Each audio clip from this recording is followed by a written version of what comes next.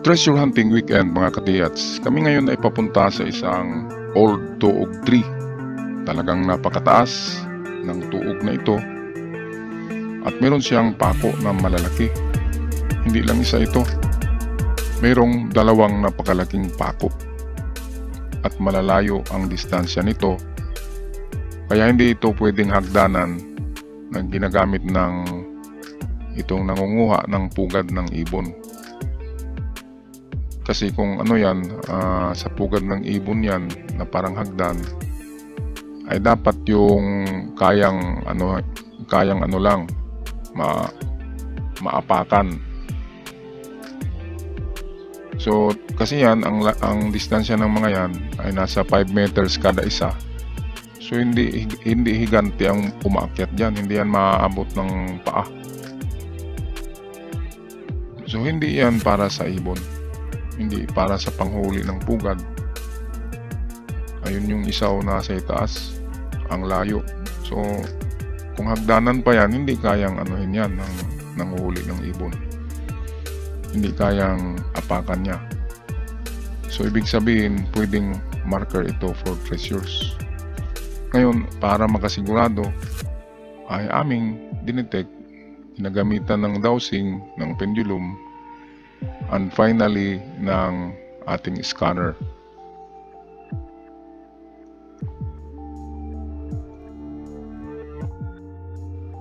At shout out nga pala sa lahat ng ating mga katiyats. At sa mga bago pa lamang sa ating channel, huwag kalimutan mag-subscribe para palagi kayong updated sa ating mga bagong uploads. Shout out dyan sa Luzon, especially sa Ifugao, sa Cordillera, Pangasinan, Tarlac. Kumusta kayo dyan? At dyan sa Visayas, sa Negros, Cebu, dyan sa Bohol, Leyte, maraming treasure dyan. Shout out sa inyo dyan. At dito sa Mindanao, Agusan, yan, Bukidnon, dito sa Kitsaraw, shout out dyan. Sa mga isla sa Surigao, Dinagat Island, Siargao Island, Socorro Island. At dito sa ating syudad, kumusta ang lahat ng ating mga katiyats? Sana nasa magandang kalagayan ang lahat. Okay, so balik tayo sa ating tuog tree. Talagang ano na to, sabi ng taga rito, nang isinilang sila, nandiyan na yan, malaki na. So ibig sabihin, centennial talaga ito.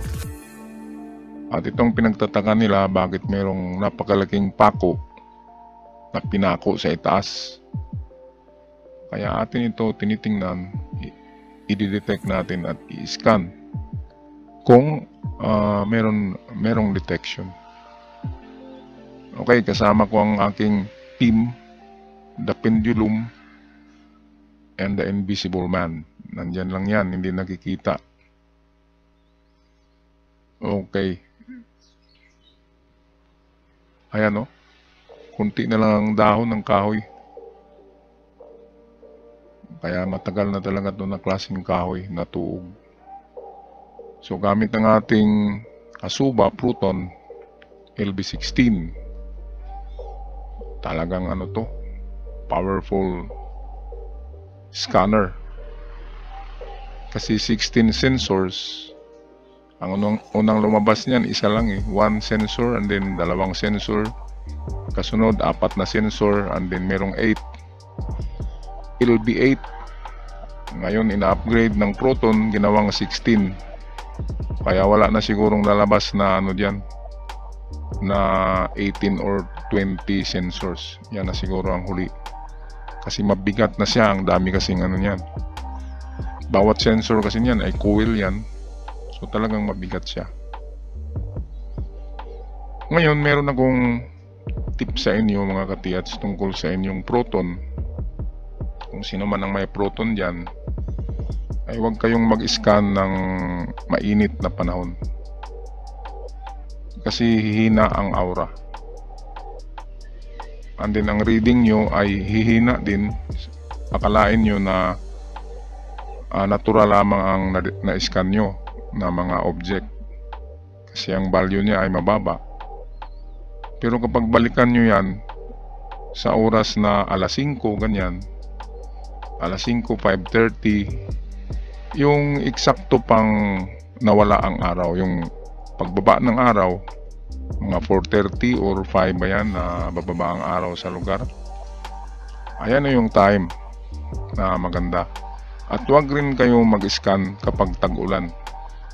Hindi lang masisira ang gamit nyo, kundi kapag tag-ulan ay hindi lumalabas ang aura. Kasi hindi naiinitan ang lupa. Dapat kasi mainit muna ang panahon sa buong araw. I-timing nyo na mainit ang panahon para tatagos ang init doon sa object, sa item, at ma-absorb ito ng item. At kapag na-absorb ng ginto ang init ng panahon sa ibabaw ng lupa, conductor kasi ang soil. Ang soil, mayroong mga minerals, kaya conductor, ang init ay didiretso yan sa item. At ang item ay magpalabas yan ng singaw or aura sa panahon na hindi na mainit. So 5 PM, 6 PM, yan ang magandang pag-scan. Sa Proton, iwan ko lang sa ibang gamit. Okay, so tapos na kami sa pag-scan mga katiyats. Medyo hindi mataas ang reading, kaya refreshment muna tayo. Snacks muna kami at magpahinga. Okay mga katiyats, ito yung close-up na kuha ng ating camera sa ipinako diyan sa tuog 3. Ayan, at unang pagkilatis nyo kung legit na na pako, ay hindi nagpapako ang hapon ng, halimbawa, ito yung height ng tao. Halimbawa, ito yung tao. So, ito yung ulo niya. Hindi nagpapako ang hapon ng eye level. Nagpapako sila mataas. Yung hindi naaabot ng tao. Kasi bubunutin yan kung naaabot. Common sense lang. Na kapag may nakakita niyan at kailangan niya ng pako, bubunutin niya yan. O baka treasure hunter ang makadaan dyan, tanggalin talaga yan ng treasure hunter ang pako. Kasi baka makita ng iba. Kaya pag nagpako ang hapon ay nasa taas talaga yan. Inaakyat yan. Ganyan ang pako ng hapon. Okay, so dito na tayo sa actual na tuog. So dito sa ating mismo sa ating actual na example ay meron tayong dalawang pako. Yan, mga pako yan. Ngayon ang height ng tao ay narito lang sa baba. Nasa taas talaga yan, inaakyat. Kaya pwedeng malaking deposito ito kasi sinigurado nila na hindi mabubunot. Napansin nyo, pareho ang direksyon ng mga pako. Naka-point siya dito sa harap ko. Kaya ibig sabihin nito ay series. Ang pagbaon nito ay sunod-sunod. Isang linya lamang. Ngayon sa walang mga detector, walang scanner, makakuha din kayo ng kamuti or ng item dahil lamang sa decoding. So narito ang aking ibabahagi sa inyo na personal ko na encounter ng mga pako. Okay, sa mangga, sa punong mangga, meron kaming na sorbi na lugar na may century old mango. Napakalaki talaga. Ang puno niya ay 3 tao yung yayakap. Talagang sobrang 100 years old na yun, sobra. Ngayon meron siyang pako, mga 3 meters ang pagka pako at hindi maaabot ng tao. Ngayon sa mangga, ang direksyon nito sa nakita naming mangga, akala ko noon ay east direkta, Ngayon ang ano niya, direksyon ng na-scan ay northeast 15 degrees. So yan, sa mangga yan. Kaya take note nyo, kapag century old mango northeast 15 degrees. Ngayon ang layo nito sa actual na scanning, hindi ito sa decoding, produkto ito ng resulta ito ng pag-scan nung gamit natin na proton. So nag-register na gold, precious metal. Ang distansya niya ay 4.5 meters, or sabihin natin eksaktong 5 meters na yan. Okay, sa santol naman, sa punong santol na 200 years old, talagang antique na ito na santol ito. Meron din siya pako.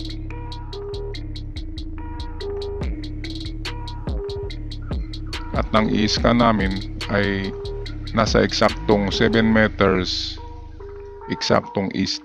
Wala siyang northeast. East talaga ang linya. Santol yun.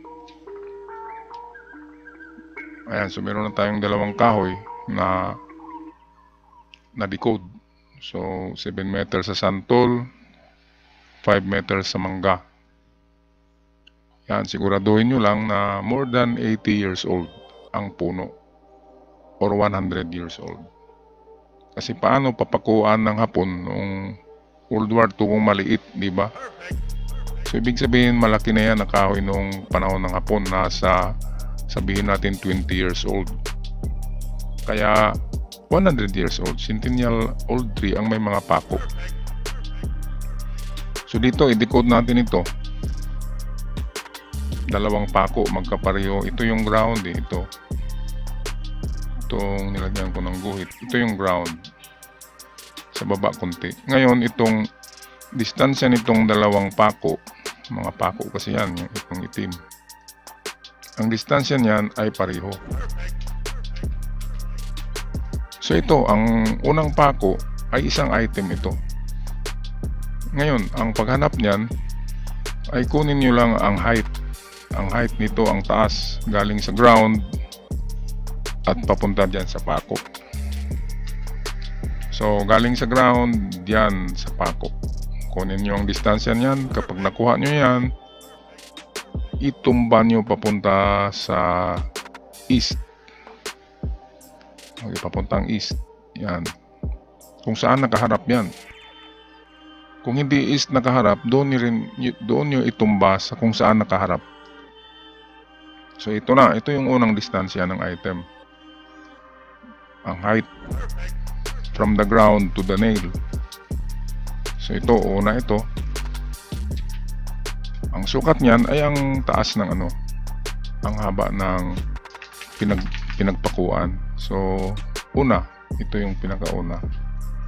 Ang pangalawa ito ay ganun din ang gawin. Kunin ang height niyan at itumba rin siya papunta kung saan siya nakaharap. So ayan, meron na tayong dalawa. Second digging spot.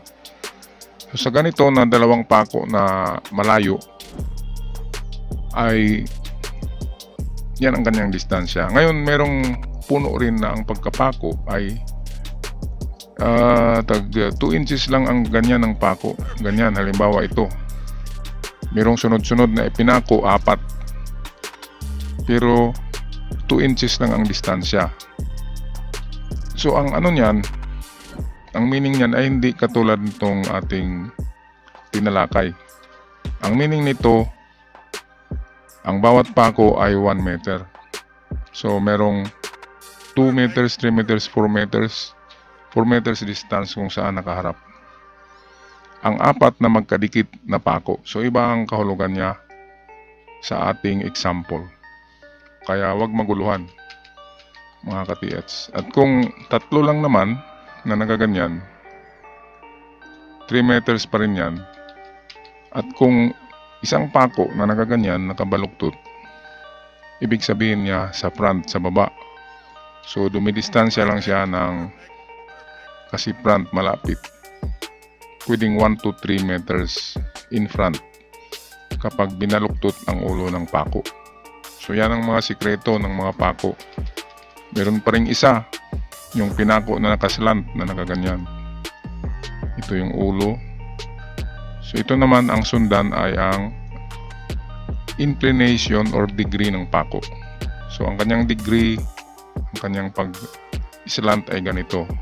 So dito na banda. Dito ang hukay. Pag ganyan.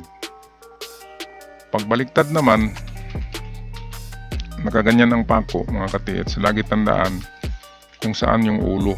So kung itong ulo ng pako, nakaganyan siya, wala dito sa front. Wala dito na side. Kapag ganyan, ang direksyon ng tulis ng pako ang sundan. So dito yan sa kabila. Okay, so na-decode na natin halos lahat ang kahulugan ng mga pako. So yan lang muna ang aking may bahagi sa inyo para sa mga treasure in the old tree. Ako'y magpaalam na. God bless us all at ingat kayong lahat mga katiats.